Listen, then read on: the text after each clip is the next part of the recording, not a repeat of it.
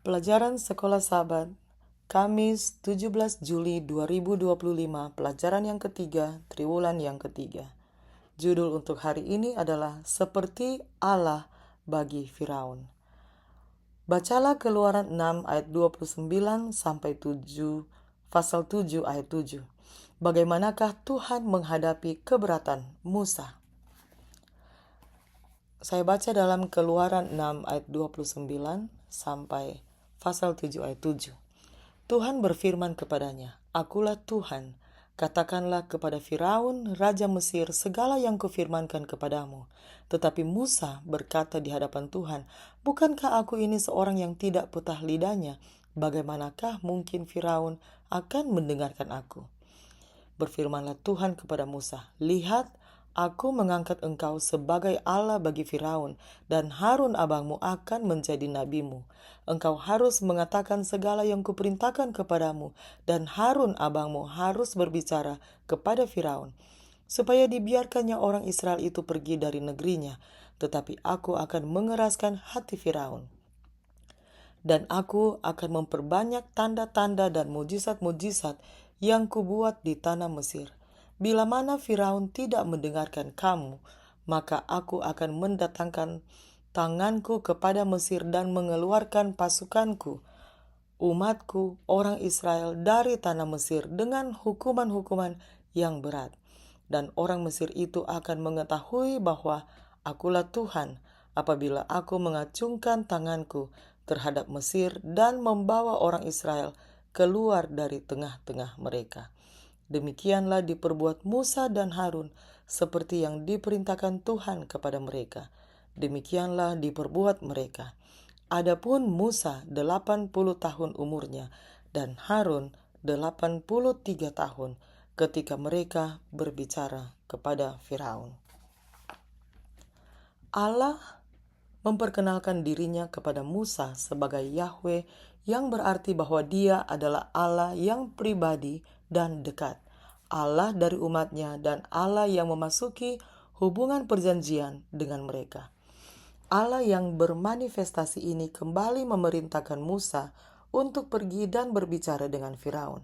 Dengan rasa tidak percaya diri, Musa kembali mengajukan keberatan. Bagaimanakah mungkin Firaun akan mendengarkan aku? Di sini kita dapat melihat bukan hanya kerendahan hati Musa, tetapi juga keinginannya untuk keluar dari tugas yang sejauh ini tidak berjalan dengan baik. Ketika Tuhan memerintahkan Musa untuk kembali kepada Firaun, Musa menunjukkan ketidakpercayaan diri. Istilah aral sepatayim secara harafiah berarti bibir yang tidak disunat, yang digunakan di sini untuk menyatakan kurangnya kemampuan Musa dalam berbicara, mirip dengan yang ditemukan dalam Keluaran 4 ayat 10, yaitu berat lidah. Tuhan dalam belas kasihannya memberikan Harun untuk membantu Musa. Musa akan berbicara kepada Harun, yang kemudian akan berbicara di depan umum kepada Firaun. Dengan demikian Musa akan berperan sebagai Tuhan di hadapan Raja Mesir, dan Harun akan menjadi nabinya. Kisah ini memberikan definisi yang sangat baik untuk peran seorang nabi. Seorang nabi adalah juru bicara Allah. Ia adalah corongnya untuk menyampaikan dan menafsirkan firman Allah kepada umatnya. Sebagaimana Musa berbicara kepada Harun dan kemudian Harun mengumumkannya kepada Firaun, demikian juga Tuhan berkomunikasi dengan seorang nabi yang kemudian memberitakan ajaran Tuhan kepada orang-orang.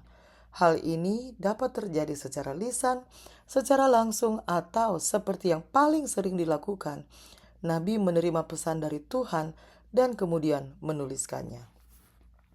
Tuhan juga menjelaskan kepada Musa apa yang dapat ia harapkan dari pertemuan dengan Firaun.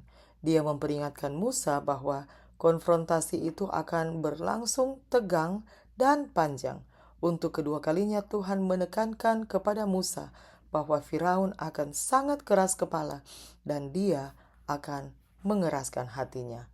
Keluaran 4 ayat 21 dan Keluaran 7 ayat 3. Namun hasilnya akan berakhir dengan segala sesuatu yang baik, karena orang Mesir akan mengetahui bahwa Akulah Tuhan. Keluaran 7 ayat 5. Artinya, bahkan di tengah kekacauan yang terjadi, Tuhan akan dimuliakan. Musa kehabisan alasan untuk tidak mengikuti apa yang Tuhan telah panggil untuk dilakukannya. Alasan apakah yang mungkin kita gunakan untuk keluar dari apa yang kita tahu Allah ingin kita lakukan? Demikianlah bacaan pelajaran Sekolah Sabat Kamis 17 Juli 2025. Sampai bertemu di bacaan pelajaran Sekolah Sabat selanjutnya. Tuhan memberkati.